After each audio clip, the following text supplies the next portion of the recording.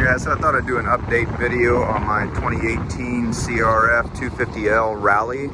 I've done some upgrades and modifications to it over this last year and just thought I'd go over a few of them.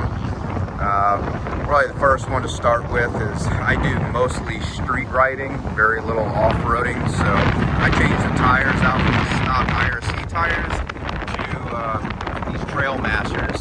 And they're Shinko 705s. They actually do really well on the road.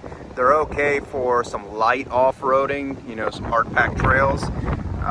But other than that, these things wouldn't do very well in, you know, like modern sand, probably just slide out on you. So that was one of the first things I did, was change out the tires. The other thing I did here is I got this crash bar set. Got these from Impreda on eBay. And it has the skid plate that goes all the way underneath.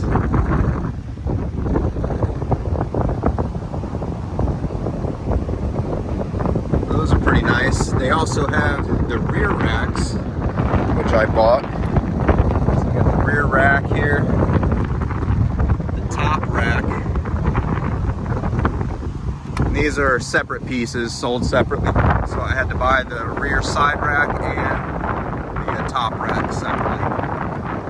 Then I got a case just recently in the last week, put that on, attached it. This way I can carry my gear with me, some tools and stuff. Which is pretty nice. And then we got this gas can. So right now I've got this little basic gas can on here, and it's kind of tied up with 3 or 4 of these bungee cords. I just bought one of the rotor packs. That should be in Saturday. And then I'll be able to lock it on to the actual rack itself, make it a lot more sturdy and safe and easier to access when I need to get gas from it. One of the other first upgrades I did was the MFQ4 Exhaust. I also did the full headers all the way down, so full system exhaust. Got the EJK that is actually underneath the seat here, hooked up. So it's pretty nice, gives it a good sound. It's definitely loud enough so the traffic hears me coming. Don't have to worry about anybody missing me, that's for sure. Also added these wider foot pegs and the RFX brake lever and clutch lever on the other side, which I thought were pretty nice. Again, got the crash bars on this side as well. Let's go back to the other side.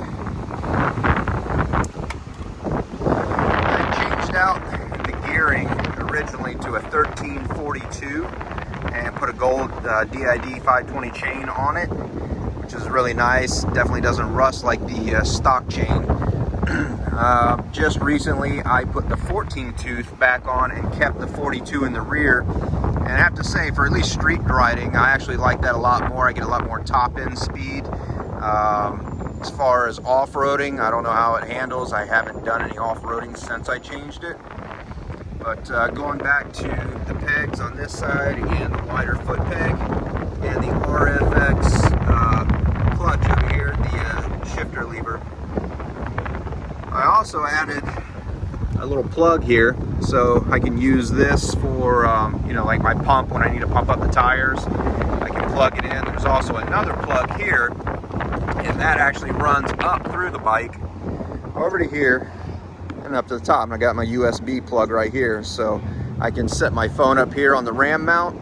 Got the USB right down here, and keep it charged up all day long while I ride. I also got these mirrors here.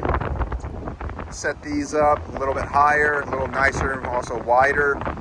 Plus, if I decide to go on the trails, I can either completely take them off, you know, just by unscrewing this, or I could take them and lay them flat down against the handlebars. That way I don't have to worry about, if I crash or something, breaking my mirrors off. I think these are called double take mirrors also. The other thing is I got new bars. I got these, I believe they're CR high bars from Pro Taper. Got those, the Renthal pad. Also, let's see what else we got. Oh yeah, the Tusk hand guards. Put these on. These are actually pretty nice. Work really well. You can obviously see here. I've rated over a couple of times, and so far they've saved me. So got that. And then just yesterday, the very last thing that I did to this bike is I added these floodlights to the front of it. And unfortunately, the only place currently I can find to put them on is to attach them to the side signals here, which I don't really like, and I know it's not the best idea, but I did zip tie them in. So they're zip tied to the lights here. They're also zip tied to this frame, to the crash bar. I'm hoping that'll keep it from bouncing up and down, wobbling around, reduce the vibration. I've also got a rubber ground here to reduce the vibration a little bit, so I'm hoping that helps. But so far they work pretty well. I mean, eventually I'm probably going to try to create a metal mount right here underneath the light, have it come across, and then I'll have the lights actually mount to that, and I think that'll be a lot more secure and safe. Probably less chance of damage to my lights. I can keep them over here kind of out of the way of the crash bars. That way if I lay the bike over on this side, the crash bars stop me and they don't tear up my lights. But worst case, even if they do get messed up a little bit, I mean, they were only 45 bucks. They're cheap enough. I can buy another set. That's not really a big deal. So far, pretty happy with the bike. I think I have about 7,500 miles on it over this last year riding. Only about maybe 20% of that is trail rides, because there really isn't any trails near me to ride. Mostly just dirt roads. So occasionally I get out, I'll do a dirt road ride, but for the most part, as you can see, just city riding out here. Nothing really exciting or fun, unfortunately. So maybe someday hook up with some guys, do a road trip, maybe go find somewhere cool to ride this thing on some trails.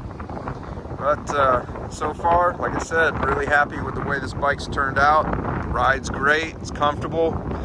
So assuming I'm gonna have this for quite a while. Anyways guys, take care, everybody have a great day.